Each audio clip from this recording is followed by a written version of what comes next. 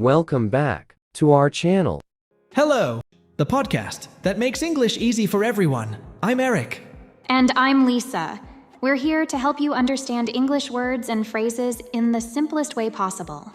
Whether you're just starting out or looking to improve your skills, we will explain the words clearly and give you real-life examples.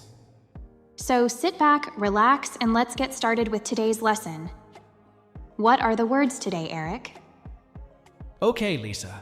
The first word is benefit. Then we will continue with to wake up, to discuss, then to be annoyed. And the final one is to be confused. Great! Okay, Eric, can you start with the first word? Sure, Lisa. The first word is benefit. Benefit. Benefit. Oh, that's a good word. A benefit is something good that helps you, like an advantage. Yes, exactly. It's very similar to advantage. It is like when something makes your life better or easier. For example, eating healthy food has many benefits that make you feel good. Let's use benefit in a short dialogue. Imagine two friends talking in a park. Hey Tom, have you started using the new health app I told you about? Yes, I have. It's really great and has a lot of benefits. I am writing down what I eat and how much I exercise. That's good to hear. What benefits have you noticed? Actually, yes, I feel more energetic and I've lost some weight too. That's wonderful. Following your routine can be very helpful for your health. That was a nice example. So, Tom saw the benefit of using the health app because it helped him feel better and lose weight. Now, Lisa, can you think of something that is a benefit of learning a new language? You can meet people from different countries if you learn a new language. That's a big benefit, right? Absolutely. Understanding and speaking another language can open up so many doors for you. Or, can you think of the benefits of exercise, Lisa? Sure. Exercise can make you stronger and help you sleep better. Those are important benefits. Yes, they are. It also shows how much benefit the things we do, or the decisions we make have. Try to use the word benefit in your own sentences and think about the benefits in your life. Right. Today, we learned about the word benefit. Remember, a benefit is something good that helps you. Okay, let's move on to our next word. What is the next word, Eric? The next word is to wake up. To wake up. To wake up. To wake up means to stop sleeping and become awake. For example, I usually wake up at 7 o'clock in the morning. That's right, Eric. Now, let's have a sample dialogue using to wake up. Tom, it's time to wake up. You'll be late for school. Just 5 more minutes, Mom. I'm still sleepy. No, Tom. You need to wake up now and get ready. Breakfast is waiting for you. Okay, Mom. I'm waking up now. In this dialogue, the mother tries to wake up her son Tom so that he will not be late for school. Yes, and Tom wants to sleep a little longer, but his mother wants him to wake up and get ready for the day. Eric, what time do you usually wake up in the morning? I usually wake up around 6:30 a.m. How about you, Lisa? I wake up a bit later, around 7:30 a.m. Do you find it easy to wake up in the morning? Not always. Sometimes I feel very sleepy and want to stay in bed longer. But I know I have to wake up and start my day. What helps you wake up in the morning, Lisa? I find it very useful to set an alarm and put my phone away from my bed. When the alarm goes off, I have to get out of bed to switch it off, and this helps me to wake up. That's a smart idea. It makes you get up and really wake up. Do you use the sleep button? Sometimes, on weekends, I might press the snooze button once or twice. What about you, Eric? How do you wake up early? I drink a big glass of water before I go to bed. It helps me wake up early and feel energetic. Interesting. Drinking water is a good tip. It seems healthy and helpful for waking up. Exactly, Lisa. Okay, we learned that waking up is a very simple but important part of our day, and there are many different ways to do it. Right, Eric. Waking up early can be easy for some people and hard for others. But It's important to find which ways are best for you. Well said, Lisa. Thanks for the great conversation about to wake up, Eric. You're welcome, Lisa. Now, let's move on to the next word. The next word is to discuss. To discuss. To discuss. Great word, Eric. To discuss is a verb that means to talk about something with someone, to share information or opinions. It's a way to share your ideas about something. Exactly, Lisa.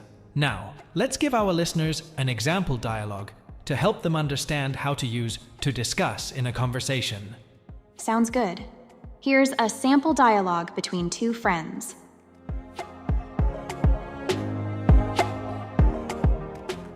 Hi, Sarah. Do you have a minute to discuss our plans for the weekend?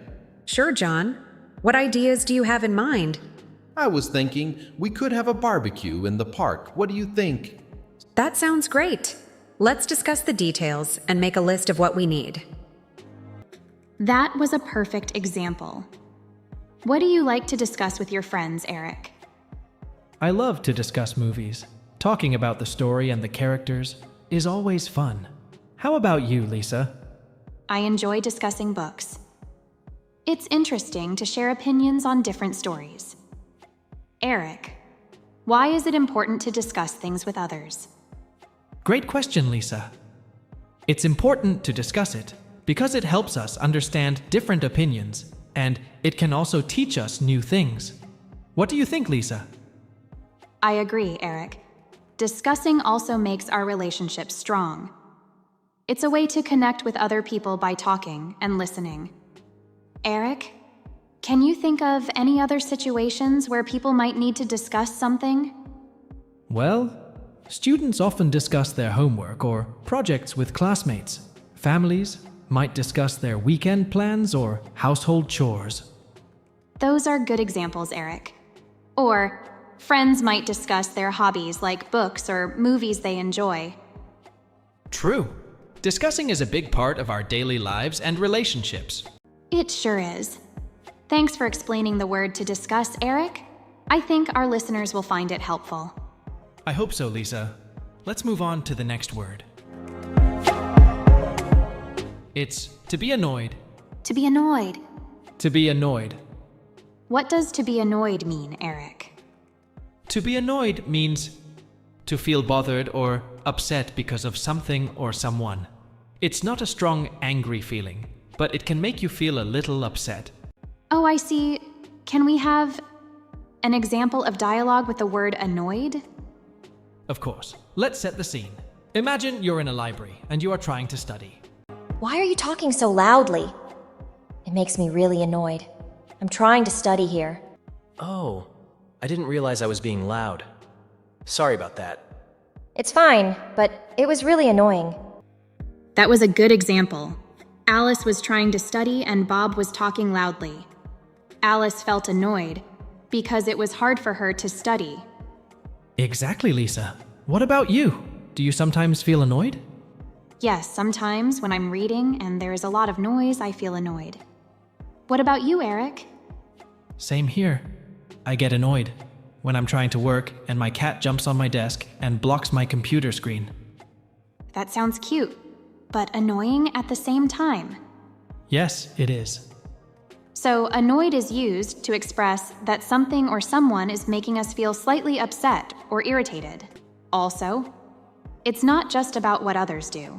Situations can make us feel annoyed too. Correct. It's important to express anger calmly and politely, as Alice did in our example. Definitely. Well, that's all for today's word, to be annoyed. Thanks for explaining, Eric. No problem, Lisa. Thank you all for listening. Remember, feeling annoyed is normal, but how we handle it makes a difference. Let's move on to our last word. What is the last word, Eric?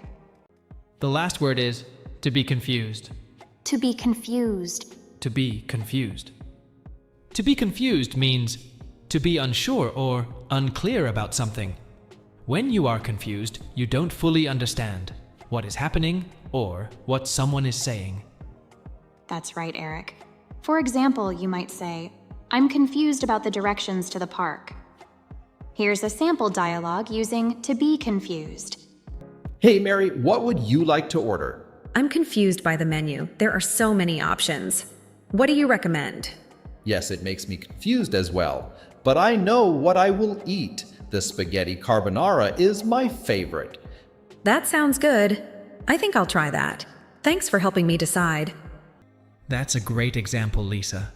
It shows how someone can be confused when there are too many choices. Definitely. It's common to feel confused in situations like that. Hey Eric, have you ever been confused by something recently? Actually, yes. I was trying to set up my new phone yesterday, and I got really confused by all the different settings and options. Oh, I know what you mean.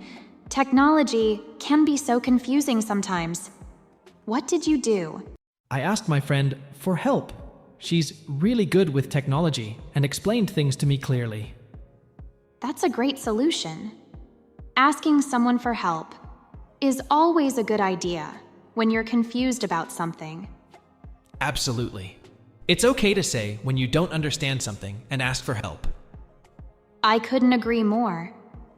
Thanks for sharing your example, Eric. No problem, Lisa. I hope our listeners find this explanation of to be confused helpful. Remember, everyone feels confused sometimes, and it's perfectly normal. Don't be afraid to ask questions or ask for help when you need it. Great advice, Lisa. Well, that's all for this word. That's it for today on Simply Explained English. Thanks for joining us.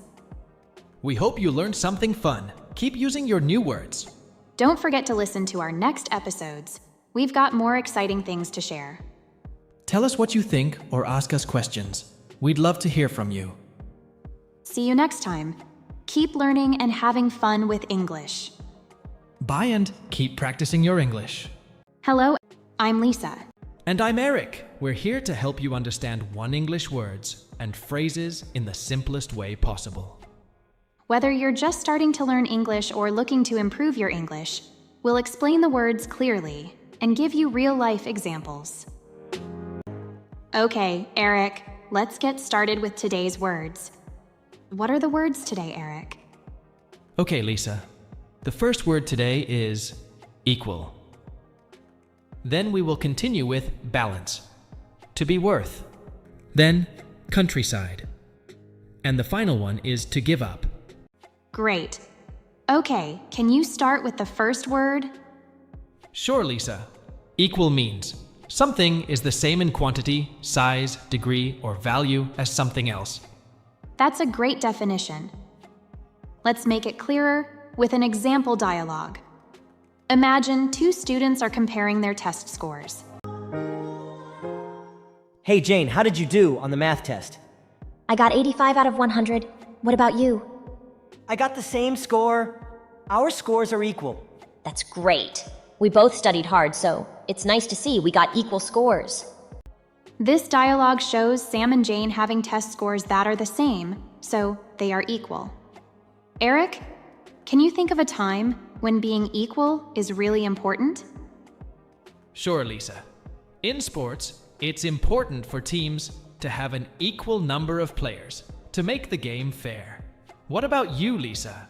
Can you think of another situation where equal matters? Yes, in sharing food or treats. It's nice when everyone gets an equal portion, so no one feels left out.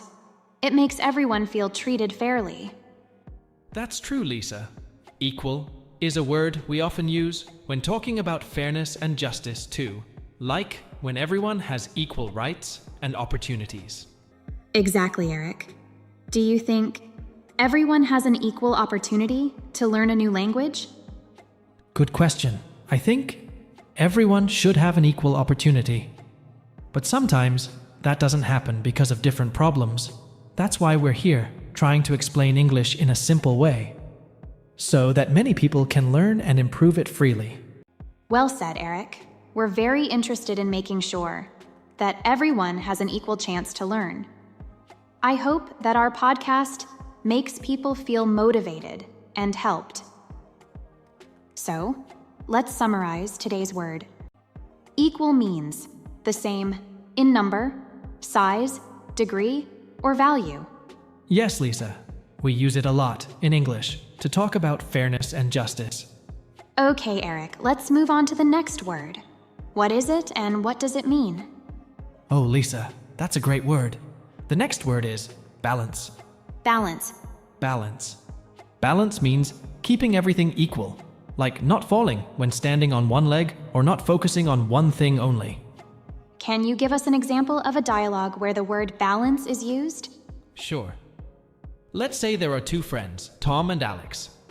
Tom is talking about how he manages his time. Hey Alex, how are you doing well in school? Do you still spend time on football and video games? Well, Tom, it's all about balance. I have a balanced plan every week. I try to find a balance between studying, training for football, and playing some games. That sounds clever. I'm always playing games, and then late at night trying to finish my homework.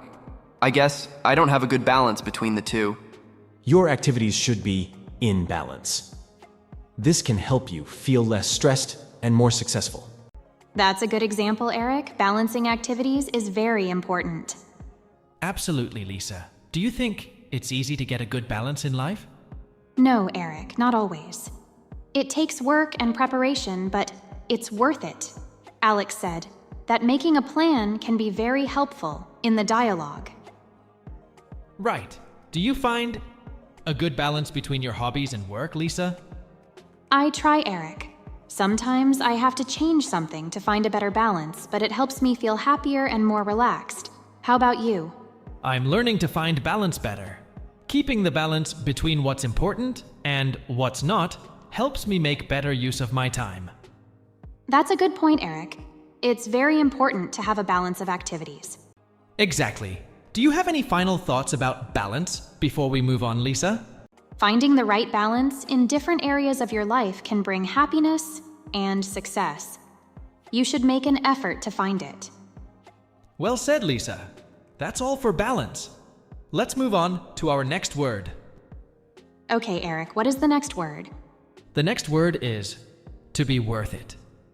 To be worth it means that something is good or important enough to make the cost, effort, or time right on it. Or, if something is worth it, it means it is good enough to make extra effort. For example, if you say, the movie was worth the wait, it means that the movie was so good that you don't mind waiting a long time to see it. Now, let's have a sample dialogue using to be worth it. Wow, the line to get into this restaurant is so long. We've been waiting for almost an hour. I know, but I heard the food here is amazing. I think it will be worth the wait. I hope you're right. I'm starving. That was incredible. The food was so delicious. See? I told you, it would be worth it. That's a great example, Eric. It shows how we can use to be worth it in a real-life situation. Yes, and it also shows that sometimes we have to wait or put in extra effort to get something we really want. Definitely. Can you think of any other situations where we might use this phrase? Sure. For example, if you study hard for a test and get a good grade, you could say, all that studying was worth it. That's a good one. Or if you save up money to buy something special like a new phone or a trip, you might say, it was expensive, but it was worth it. Exactly. It's all about deciding whether the end result makes an effort or cost right or not. I agree. It's important to think about whether something is really worth it before spending our time, money, or energy on it. That's a great point, Lisa. We should always consider if something is truly valuable to us before going after it. Thanks for explaining this word, Eric. I think our listeners will find it very useful in their everyday lives. You're welcome, Lisa. It's always a pleasure to share helpful English words and phrases with our listeners. Okay, let's move on to our next word. The next word is countryside. The countryside is the land outside of cities and towns. It usually has fields, forests, and farms. It's a natural and peaceful place. That's right, Eric. Let's see it in action with an example dialogue. Imagine a family discussing their weekend plans. What should we do this weekend? Any ideas? How about we go to the countryside? It would be nice to get away from the city. Yes, I want to see the animals and run in the fields. And I can take photos. The countryside is so beautiful. This dialogue shows the family decided to spend their weekend in the countryside. It's a good example, Lisa. What do you like most about the countryside? I love quiet and fresh air. It's so relaxing. How about you, Eric? I enjoy the open spaces and the chance to see wildlife. It's a good break from the busy city life. By the way, Lisa, do you think living in the countryside is better than living in the city? That's a tough question, Eric. Both have their benefits. The countryside offers peace and nature, but there are more job options and fun things to do in the city. It depends on what a person likes more. That's fair. The countryside can be a wonderful place to visit or to live if you enjoy a quieter, simpler life. Definitely. And for our listeners, visiting the countryside can be a refreshing experience. Whether it's for a day or a holiday, it's nice to explore and enjoy the outdoors. Well said, Lisa. Remember, dear listeners, the countryside is all about natural beauty, peace, and a break from the noise and chaos of the city. I think it's important to appreciate both the city and the countryside. They both have their own benefits. That's true. And it's always nice to take a break from your usual routine and enjoy something different. Definitely. So, let's summarize the word, Eric. Countryside refers to the rural areas outside of cities and towns, and it's often associated with nature and peaceful scenery. Yes, Lisa. And it's also a great place to get rid of the noise and chaos of the city. Great, Eric. So now we will explain our last word today. What is it, Eric? Our last word today is to give up. To give up means to stop trying to do something often because it's too difficult or because you don't think you can do it. When you give up, you stop making an effort to do something. Let's listen to an example dialogue between two friends, Sarah and Jamie, who are talking about their New Year's plans. Hey, Jamie, how are your New Year's plans going? Not great, to be honest. I really wanted to give up smoking, but it's been so hard. I understand. Stopping smoking is really tough, but don't give up just yet. Think about all the benefits of giving up smoking. You'll feel healthier, you'll save money, and you'll be proud of yourself for making your plans for the next year. You're right. Maybe I just need to try a different way to give it up. In this dialogue, Jamie is trying to give up smoking on his New Year's plan. Yes, but Sarah supports him not to stop trying to give up smoking. Giving up is not always a bad thing. Sometimes it's better to understand that something isn't working and give up. For example, when I realized I couldn't win the game, I decided to give up and try again next time. That's true. But it's also important to keep going and not give up too quickly. Absolutely. Do you have any tips for our listeners on how to stay motivated and not give up, Lisa? Yes, I do. One thing that helps me is to set small goals for myself. That way, I can feel motivated to keep going. That's a great idea. I also find it helpful to tell friends and family about my goals. They can provide support and encouragement when I need it. Definitely, Eric. So, let's summarize the word, Eric. To give up means to stop trying to do something often because it's too difficult or because you don't think you can do it. Yes, Lisa. It's important to remember that giving up is not always a bad thing. Sometimes you just need to keep going. Okay, listeners. That's all for today's episode of Simply English Explained. We hope you enjoyed our explanation of the English language and added new words to your vocabulary. Remember, language learning is a journey, not a race. So, take your time and enjoy each step. Join us again next time for more words, dialogues, and fun discussions. Until then, keep practicing, stay curious, and goodbye from all of us here. Bye-bye.